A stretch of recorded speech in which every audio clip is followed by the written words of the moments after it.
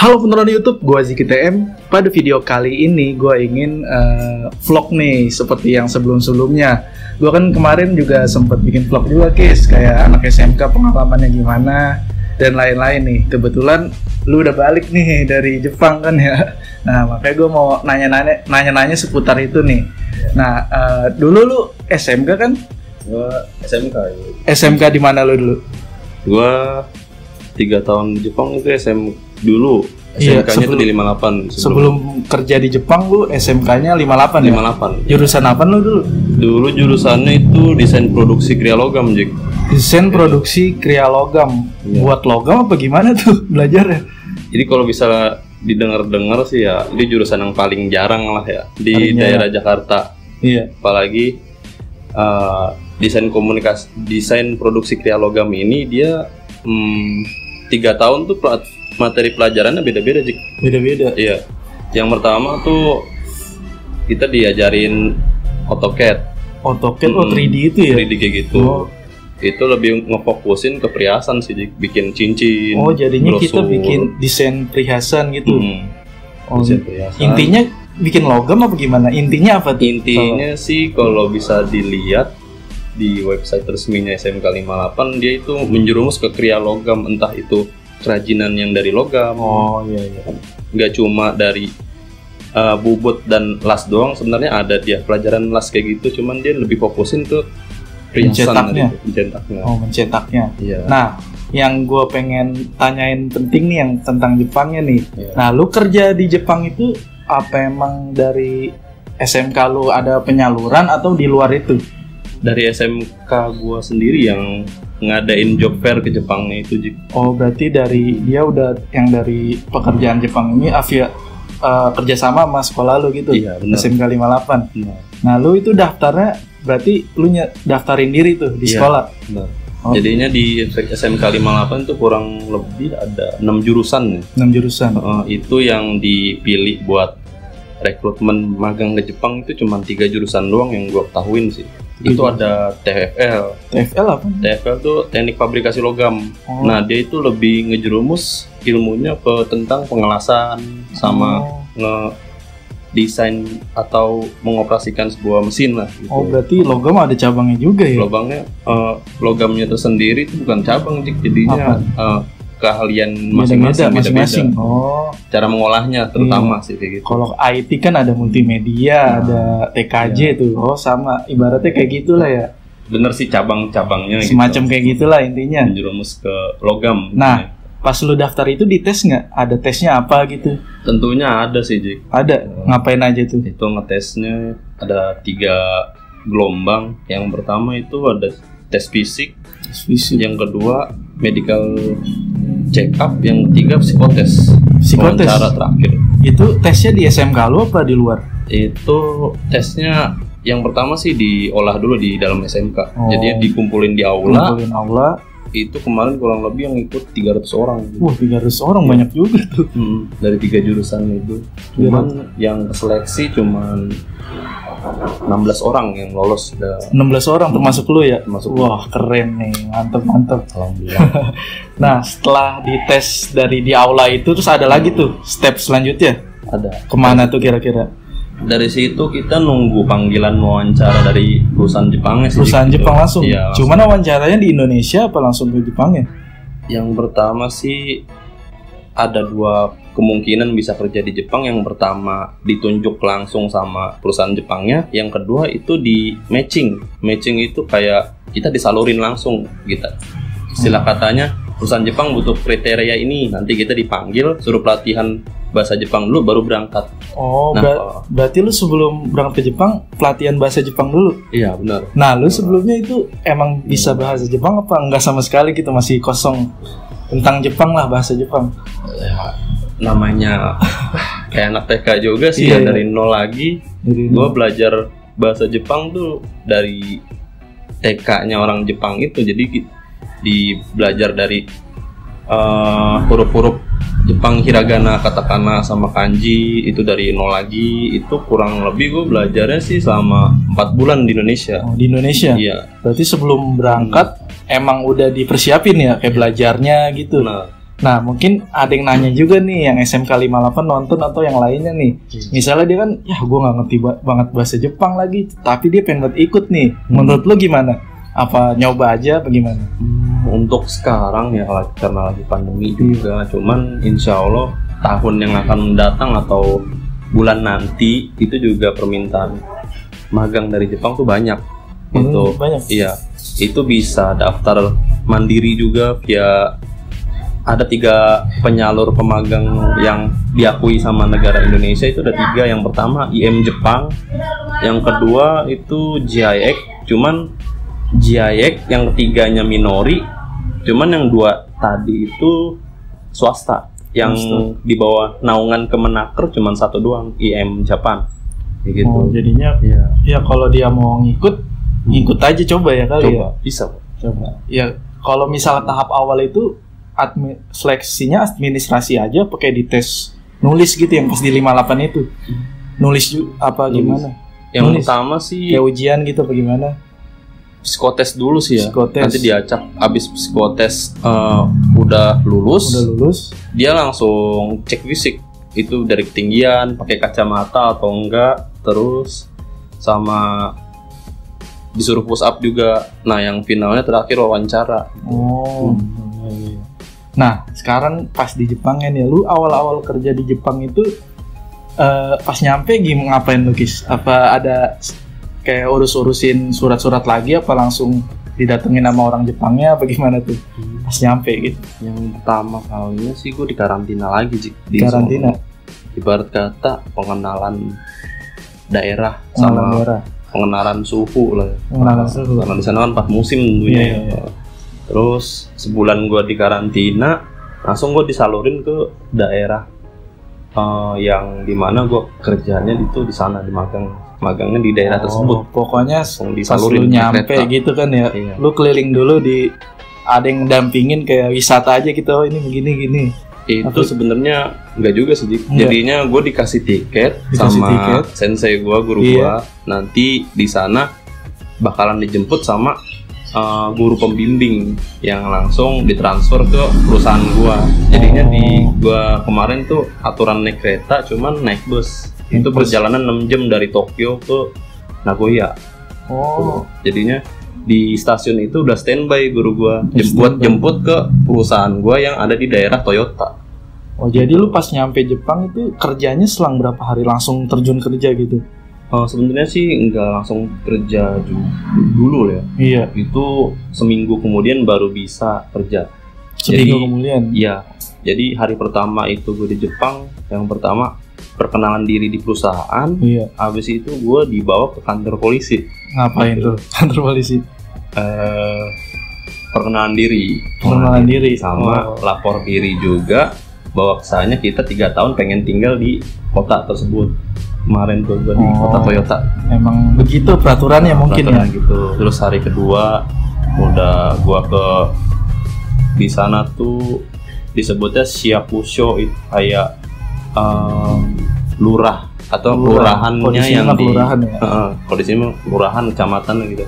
Buat lapor diri lagi. Jadinya lapor dirinya tuh lumayan banyak sih, ada 3 tempat yang gua datangin gitu ya. Oke, mungkin konten ini nggak full banget ya, mungkin gue akan nanya inti-intinya aja yang mungkin di pikiran kalian atau pertanyaan kalian gini. Mungkin kalau mau nanya-nanya lengkap bisa di Instagram lu ya, Kis, boleh nggak nanya DM? Nah, bisa di sini nih mungkin nih. Nah, mungkin gue sekarang nanyanya intinya aja nih. Kan lu kerja di sono, nah sesuai nggak sama jurusan lu pas di Jepang?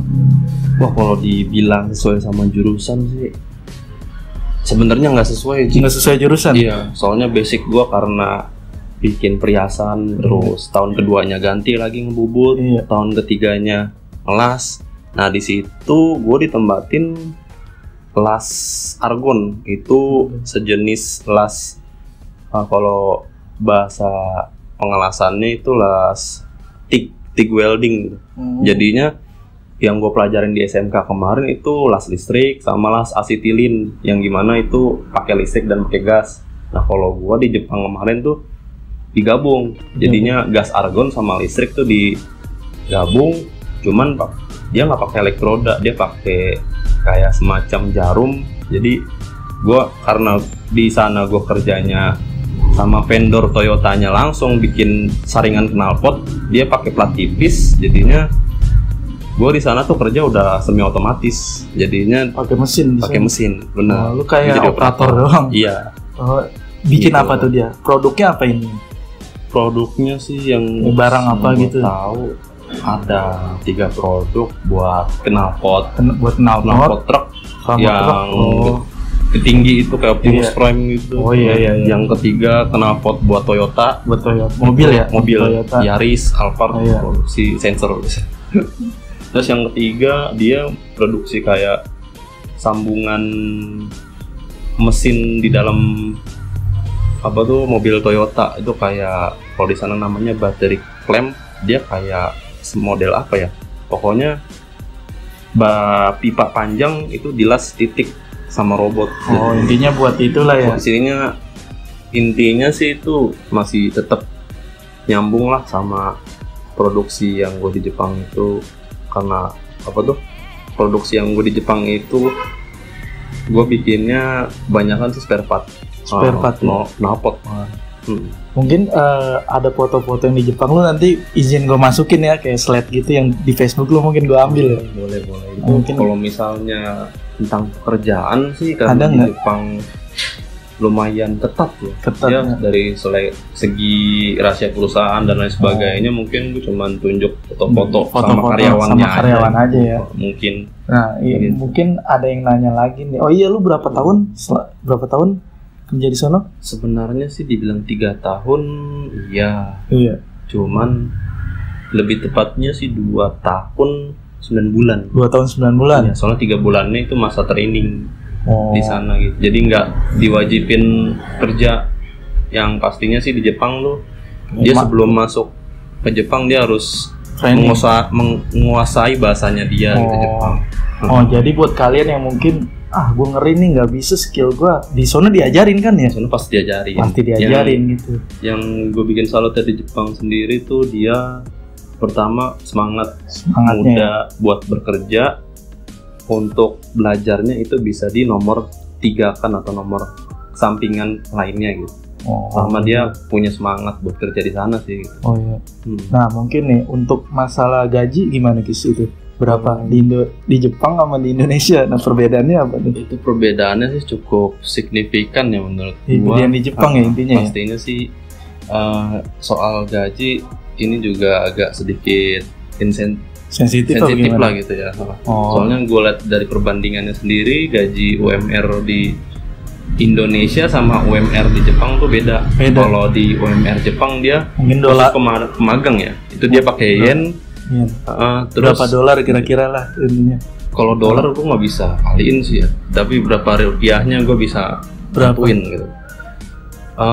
Sebulan itu dia dihitungnya per jam ya, karena jam kerjanya itu sesuai standar global 8 jam, itu per jamnya bisa sampai 100.000 sampai 90.000 rupiah kalau dirupiahin per jamnya itu. Nah, lu kerja berapa jam? Itu gue kerja kadang 8 jam, kalau lagi sibuk-sibuknya itu bisa sampai 10 jam. Lembur, hitung berarti 100 kali 8 jam gitu ya, hitungannya.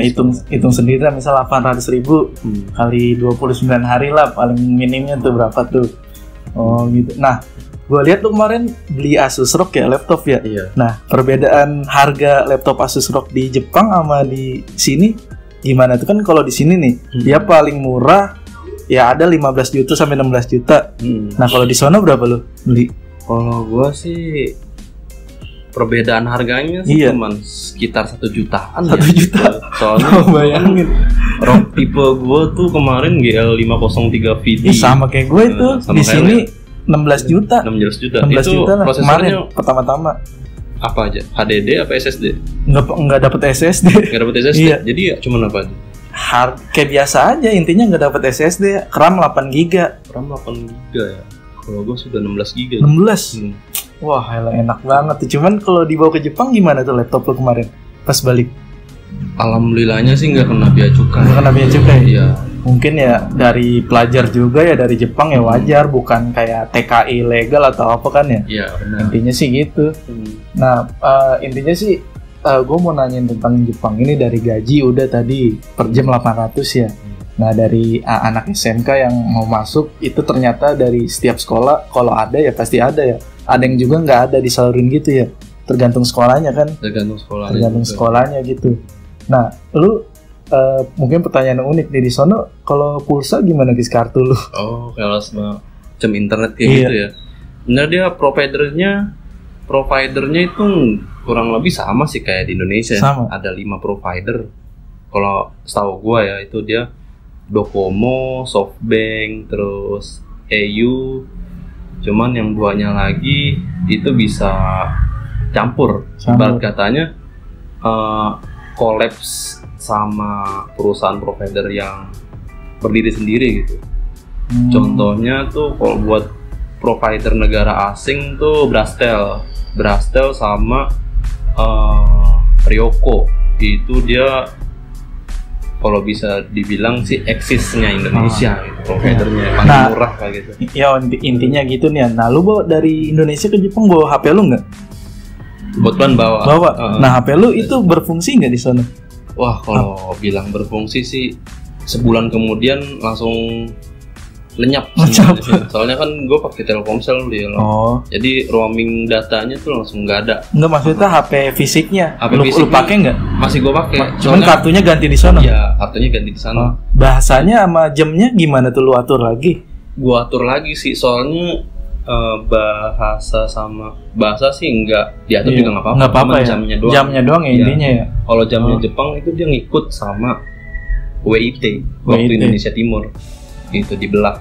Paling kanan beda selisih 2 jam dari Indonesia gitu. Cepetan di Jepangnya.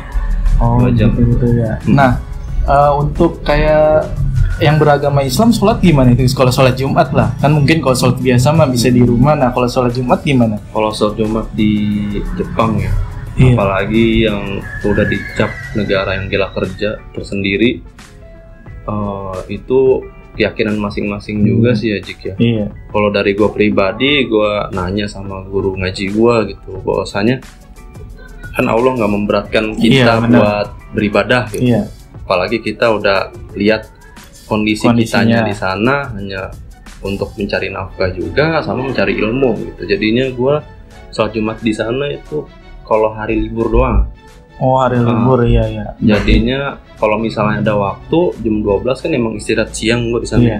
Kadang gue selingin waktu buat 3 atau 4 orang bikin lah kajian sedikit, khotbah, habis itu sholat Jumat 2 rakaat itu bisa. Cuman kalau lagi sibuk kondisinya gue ganti dengan sholat zuhur. Oh, emang kondisinya begitu emang gak apa-apa sih, wajar. Suasana di sana beda sama di Indonesia gitu kan.